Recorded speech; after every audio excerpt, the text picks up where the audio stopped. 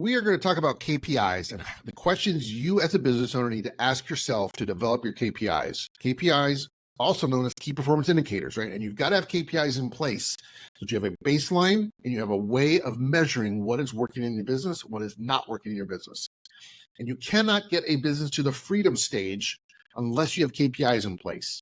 You've got to have these in place and reviewed regularly so that you know if your business is moving forward, moving backwards, or just staying flat.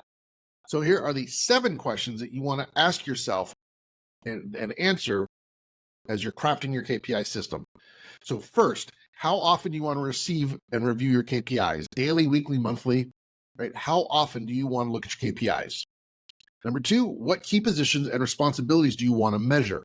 You need to look at your org chart, look at your team, and you need to get with each employee and make sure that you are very clear with them on what their key responsibilities are and what defines success in that role. And then jointly come up with 1 to 2 KPIs that that employee is responsible for. Okay, if an employee has too many KPIs, then it's the old adage that if everything's a priority, nothing's a priority. So no more than 1 to 2 KPIs that that employee owns and they drive. Number 3, what KPIs are important to you?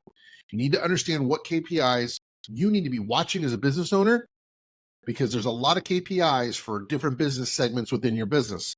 But if you are trying to look at 50 different KPIs, then you're going to have information overload. So pick the top 2 to 3 KPIs per business segment and focus in on those. You got to choose the KPIs that actually matter, that, acting on the KPI data moves your business, moves that needle 80%, right? The 80-20 rule. Number 4, what do you want, or how do you want the information delivered, right? Do you want an email? Do you want it texted to you? Do you want it in a real-time software dashboard, right? So decide how you want the information delivered. Next, how will you communicate the KPIs to your team? Will they receive it at the same time you do? Are you going to communicate it in a weekly stand-up meeting? Or are you going to communicate it in a one-to-one meeting, right? How will that KPI information be communicated to your team? Next question is, what indicates good performance in that position? This goes back to sitting with each of your employees and making sure expectations are very clear and understanding what indicates good performance, which ties into the KPIs. And then the last question you need to ask yourself is, once I start getting this data, how am I going to interpret it and how am I going to use it? We all get a lot of data every single day, and it's very easy for us to take that data, interpret it incorrectly, and make the wrong decision.